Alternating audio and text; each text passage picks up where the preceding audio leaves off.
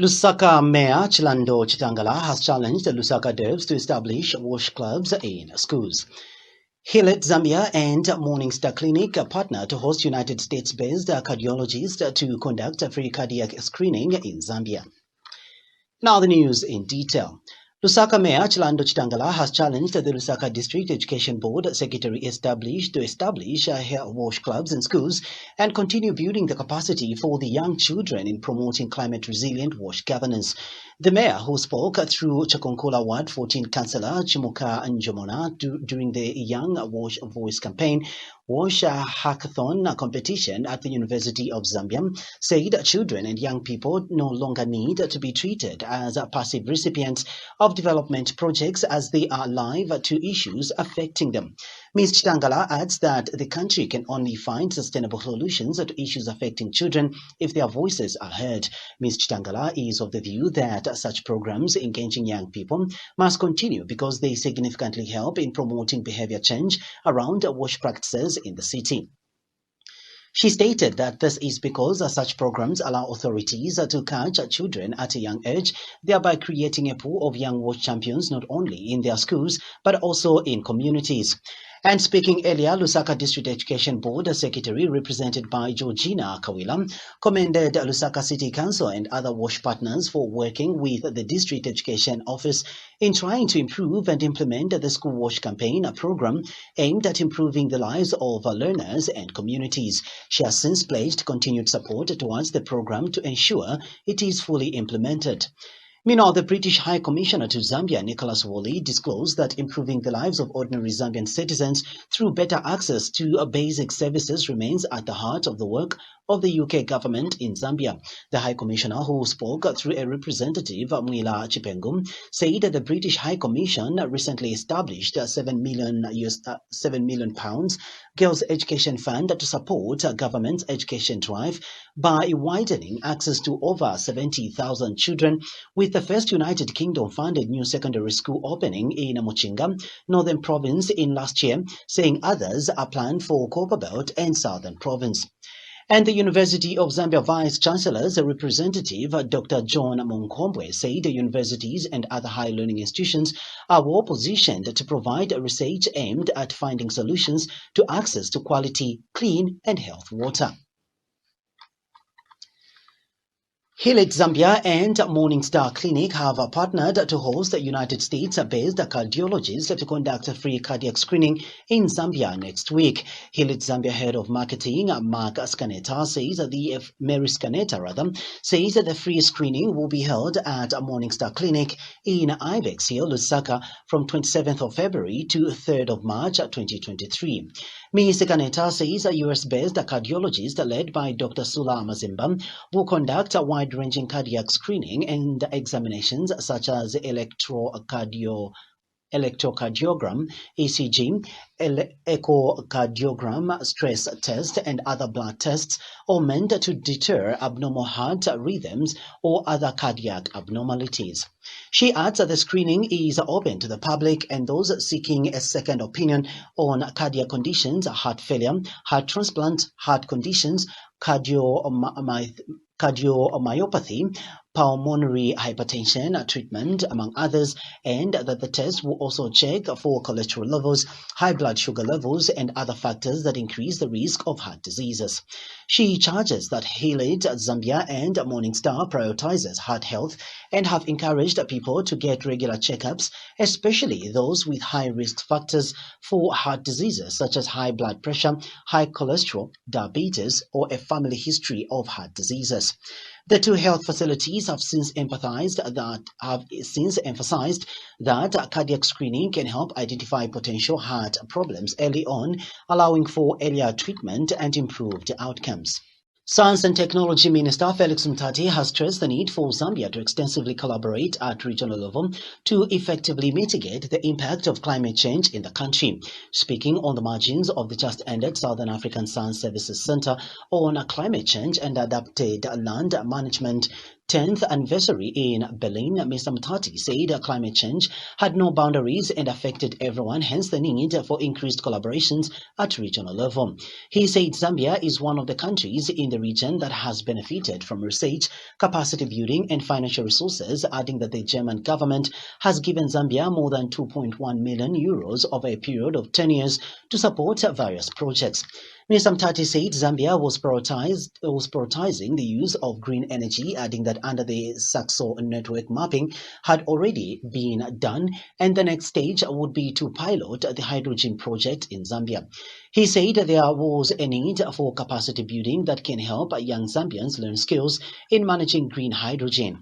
Mr. Mutati said Zambia has over 40% of the water resource in the southern region and that the country should not allow the water to go to waste but utilize it well, as green hydrogen is a byproduct of water. Green hydrogen technology is based on the generation of hydrogen, a universal light and highly reactive fuel, through a chemical process known as electrolysis, and is seen as a fuel of the future as the world tries to reduce emission of carbon dioxide in the atmosphere. The Zambian DNA has welcomed President Hakainde Hichilema's address to Parliament, where he covered many critical issues affecting the nation, such as good governance, democracy, social justice, equity, human dignity, constitutionalism. Zambian DNA spokesperson Spokane Mlema has however stated that it is the collective responsibility of Zambians to help government achieve the positive results that all Zambians desire, regardless of religious or political affiliation, by uniting as a nation and putting the interest of the country first.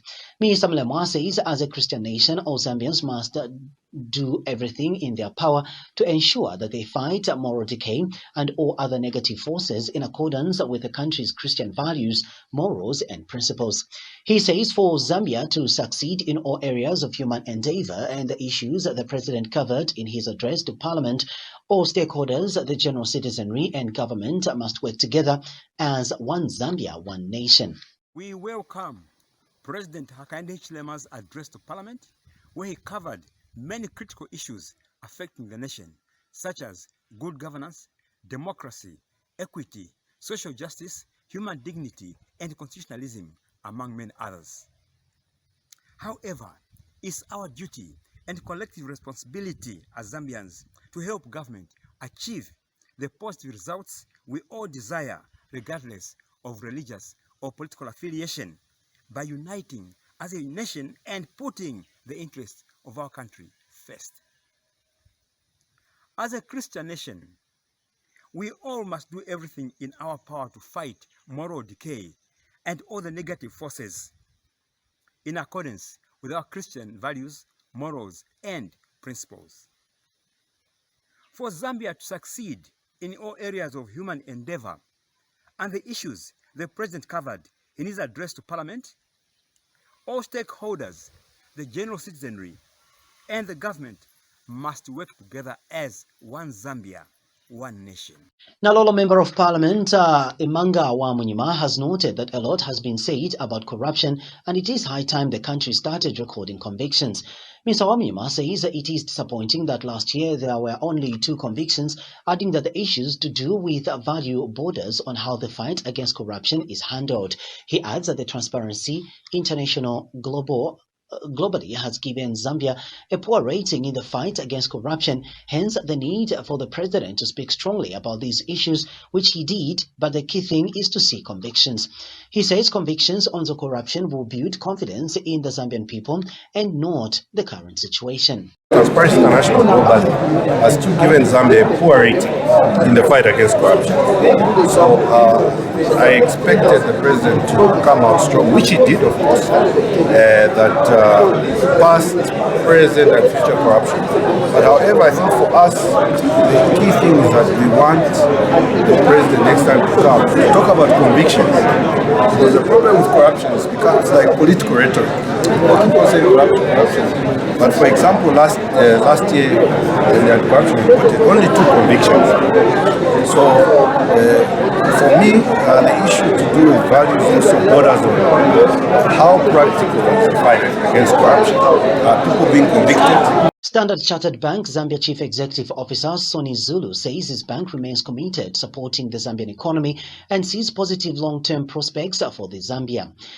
Mr. Zulu says that the bank has made significant strides in its digital banking agenda with a strong set of results for the full year 2022, with both income and profit before tax going up to 15% and a return on tangible equity of 8% up to 120 basis points in 2021.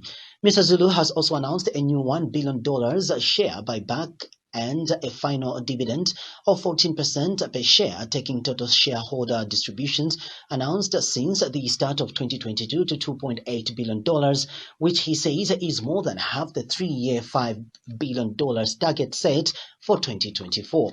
He says the bank continues to make significant progress against the 5 strategic actions outlined last year, as it remained confident in the delivery of its group financial targets. When we came up here, we announced the launch of agency banking. And I remember somebody in the audience was asking me, when are we launching? When are we launching? And that person kept on coming and said, we are launching agency banking. And as we speak today, agency banking has been launched and we have spread out. And very soon we'll be announcing very shortly even a further enhancement to our proposition and also an increase to our number of agencies. We also talked about client experience. And I know that there was a time when we had very long queues in our branches. And at one time, especially after the migration, after the closing of so many branches, there were long queues. But with what we've been able to do with our digital proposition and what we've been able to do with our agency banking, I am very, very excited that today, if you go to any one of our branches, those long queues have since gone. I know there's still some work that we are doing and we'll continue to do that. And this is an area which we'll continue to focus on. And today, I am very, very delighted that not too long ago, we announced our group results as Standard Chartered. As you know, Standard Chartered Bank is an international bank. And we are part of the Standard Chartered Group. I am delighted to announce that our income as a group grew 15% up. That's a double-digit growth. Forum Against Illiteracy National Chairperson Dennis Kunda has noted that the abolition of the automatic progression at grade 7 is a step in the right direction, as this will enable the country produce quality graduates. Mr. Kunda says that this will enable children to work hard and know that this is the only way they can progress to the next stage. Mr. Kunda tells Q News in an interview that the automatic progression was meant to allow pupils, including those that failed, to proceed in order for them to be able to be enrolled in trade schools after grade 9. He overstates that along the way, this policy contributed to pupils failing to work hard because they knew that they would still go to the next grade, which has not worked well for the Zambian education system. Patriotic Front PF presidential candidate Miles Sampa has applied for contempt proceedings against 4 senior party officials for allegedly disregarding an injunction not to hold themselves out in their positions. These are Nixon Chilangwa, Given Lubinda, Raphael Nakachinda, and Davis Chama. Mr. Sampa has averred that 2 have disregarded the ex parte injunction he obtained on February 9, 2023 to escalate their position until further notice. He has also contended that 4 have been postulating that there is no leadership vacuum in the PF, contrary to the reality. This is according to the ex parte notice of motion filed in the Lusaka High Court. Mr. Sampa is at loggerheads with the PF leadership, arguing that their positions are illegal, as former President Edgar Lungu, who appointed them, has resigned as party president. He has cited Articles 48 and 53 of the PF Constitution. Mr. Sampa has further given the Registrar of Societies a 7-day ultimatum to compel the PF to hold a convention or face court action. Meanwhile, State House Chief Communications Specialist Clayson Hamasaka has been awarded damages for malicious prosecution and wrongful prosecution in 2013. Lusaka High Court Judge Mapani Kawimbe has given Mr. Hamasaka a leeway to appear before the High Court Registrar for the assessment of damages. This is in a matter where Mr. Hamasaka sued to the state for malicious and wrongful prosecution in 2013. Mr. Hamasaka was earlier slapped with the charge of dealing in illegal drugs. But later, the charge was amended, rendered him indicted with defamation of the president, seditious practices, and possession of pornographic material. After prosecution, Mr. Hamasaka was acquitted. The Gordon Party of Zambia, GPZ, has commended Republican President Mr. Hakainde Hichilema for fulfilling the constitutional obligation of addressing Parliament on national values, saying this is a step in the right direction. GPZ President Jackson Silavwe says, listening to the whole address to Parliament on Friday, he took note of key national issues which the president ignored to address. Mr. Silavwe feels the president should have taken that opportunity to talk about homosexuality, which is a source of concern and eroding the national values, adding that constitutionally and biblically homosexuality is a sin and still remains illegal in Zambia. Mr. Silavwe has wondered why the president has always been mute on this issue, as he is aware that billions of dollars have exchanged hands in this country in order to push the agenda of homosexuality, and the president is aware. He has called upon the president to start enforcing the law on this matter and has also questioned the presence of the clinic specifically for homosexuals at the University Teaching Hospital UTH in Lusaka. He charges that the president should have also talked about the rising numbers of junkies in compounds, which are posing a security risk to citizens even when arrests are made, but later on the same junkies are released and end up going back to the same habits. Hence, a lasting solution must be found in order to protect citizens. Zambia is under attack, no doubt, from every angle when it comes to this agenda.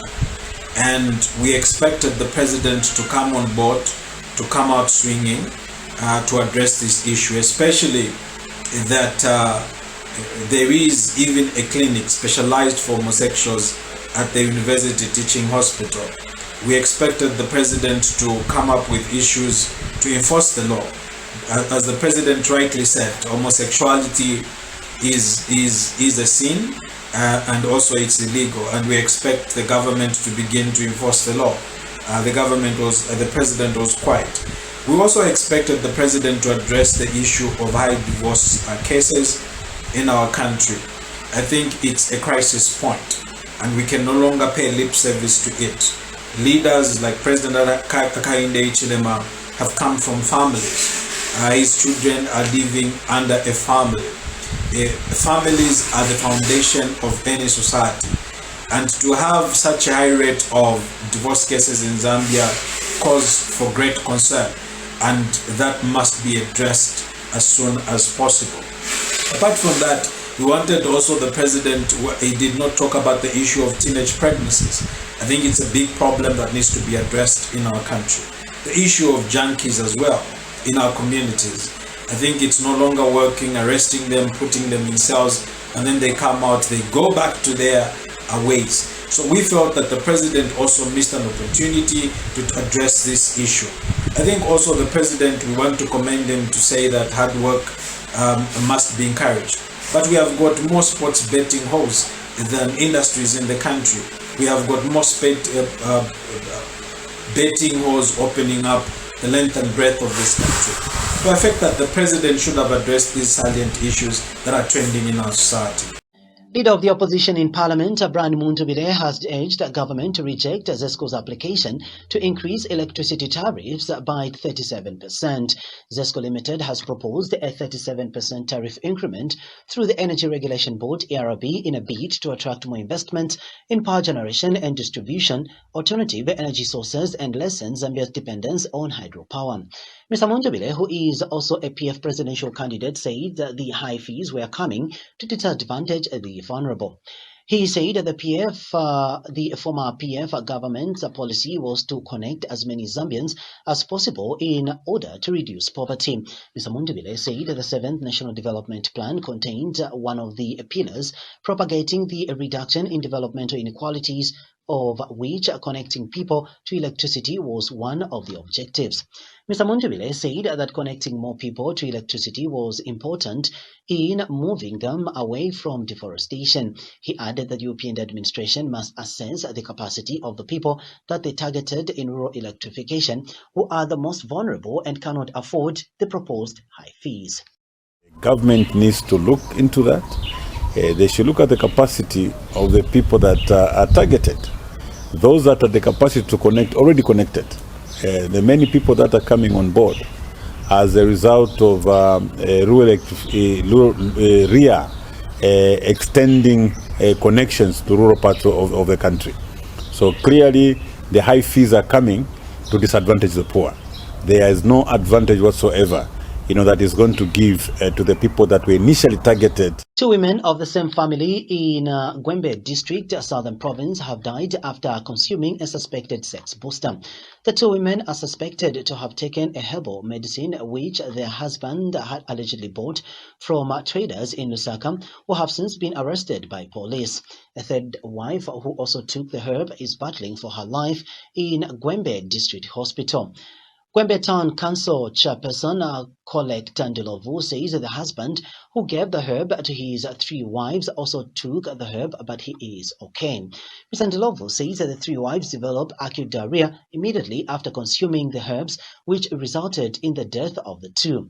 Speaking after he visited the victim, who is admitted in hospital, Mr. Ndilovu urged people in the district to desist from consuming medicine that is not authorized by health practitioners. He has described the health condition of the victim admitted at the hospital as stable.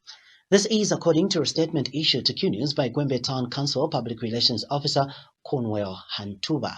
The reports from Koma, which is one of our wards in the district.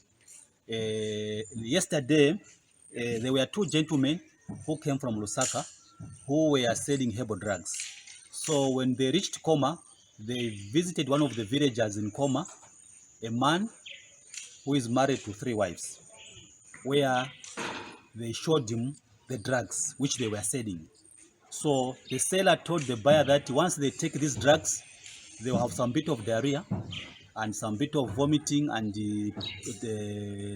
whatsoever. Then the man was impelled to buy these drugs because what the seller told him, he was interested to have his health the way he thought it could help him.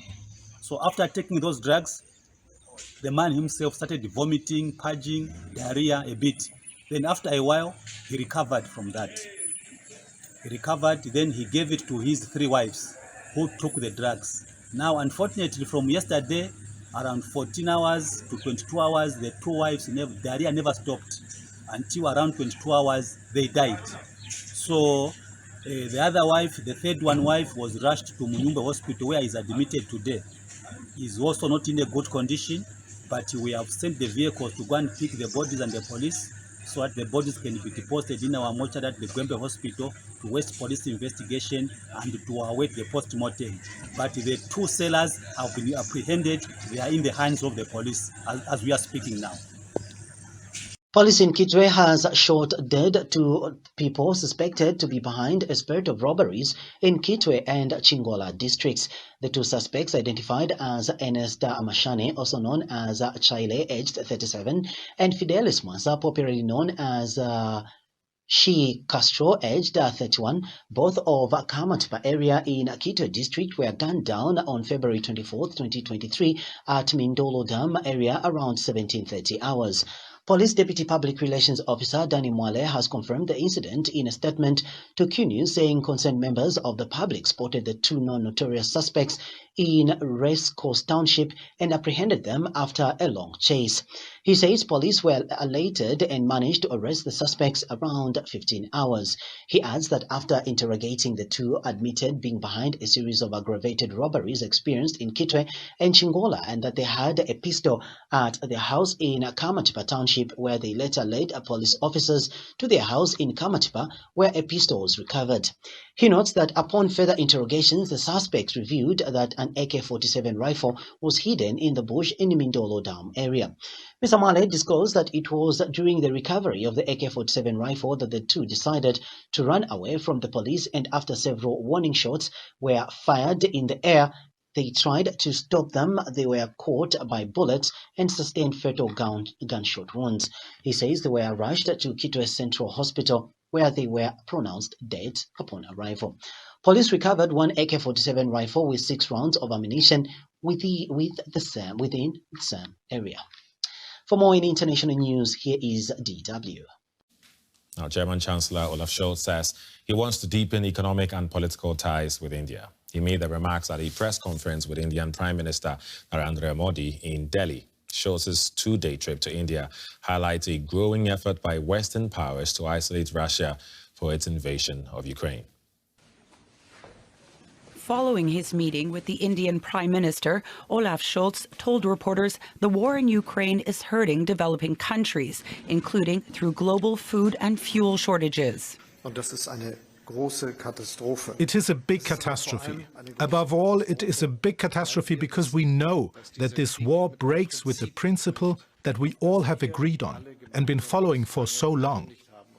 That borders cannot be changed and moved by force, and that the rule of law regulates international relations, and that revisionism is not allowed to be the basis of international trade.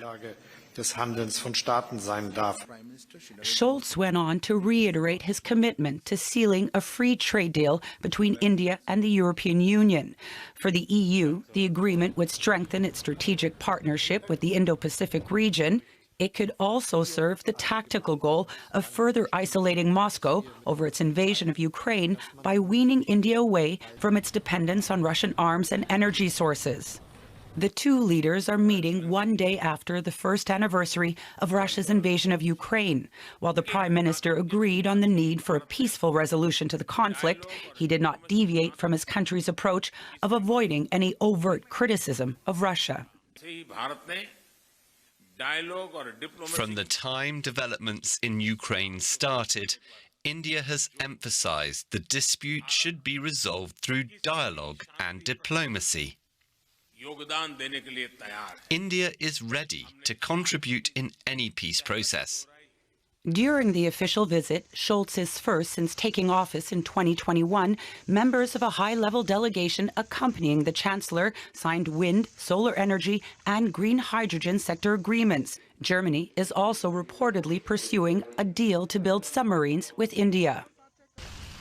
At a joint press conference held during Scholz's visit, India's Prime Minister Narendra Modi asserted India's willingness to focus on issues regarding sustainability and climate change. Last year, during my visit to Germany, we had announced a green and sustainable development partnership. Through this, we are increasing cooperation in the areas of climate action and sustainable development goals. We have decided to work together in areas such as renewable energy, green hydrogen, and biofuels. Joining us for more on the stories, DW's South Asia Bureau Chief Amrita Chima, who's following Chancellor Scholz's visit for us. Hello, Amrita. We just heard Prime Minister Modi talk about focusing on clean energy. But India is one of the biggest importers of Russian oil. So how is that going to work out? Well, Eddie, nice to see you. From the Indian perspective, the two things are not linked. India bought Russian oil earlier, but just a fraction of its oil came from Russia. But since its invasion of Ukraine and the disruption that took place due to oil supplies, India's consumption of oil has gone up. India is an energy-hungry country. So India says it has to meet the needs of its people, its immediate needs, and therefore is prepared to take cheap Russian oil. At the same time, it's also very committed, it says, to green energy. You heard what Prime Minister Modi said. He's made a partnership with Germany on clean and sustainable energy and green energy, like green hydrogen, biofuels, and so on. And India has many challenges when it comes to its energy policies, as well as due to climate climate change and all these issues, but it also has some very creative and smart ways to deal with them. And that's what they're hoping to develop with Germany, because Germany is one of the biggest investors of renewable energy in India. At the center of it all is the fact that both Germany and India want to strengthen ties. Stay with us, Amrita. Let's hear what German Chancellor Olaf Scholz said about this. We want to strengthen trade cooperation between the European Union and India. And that's why we're both going to work towards making this free trade deal between our two countries finally happen. It's an important topic, and I'll get personally involved so that this happens at a faster pace than has happened so far. Amrita, tell us, how important is it for both sides to strengthen strategic ties? Extremely important, Eddie. In fact, the German Chancellor, Olaf Scholz, just spoke to journalists a short while ago right here at one of Delhi's most famous monuments and reiterated this point. He also said he talked to the Indian Prime Minister about Russia and reminded him that the consequences of the war and the invasion of Ukraine would not just be felt in Europe, but the consequences will be felt all over the world, including in Asia, Africa and South America. So warning him basically that India must also play its part in trying to diffuse and de-escalate the situation there. And he said he's prepared to work with India to reach that goal. He also talked about kind of business interests. The two countries have very strong business interests. He's here with a massive business delegation. So they are expected to collaborate and discuss collaborations and even sign some business-to-business agreements in the next couple of days. There are also, of course, climate change that we've mentioned and people-to-people contact. That's another part of the strategic vision that the two countries share, that they must have more exchange of students and skilled personnel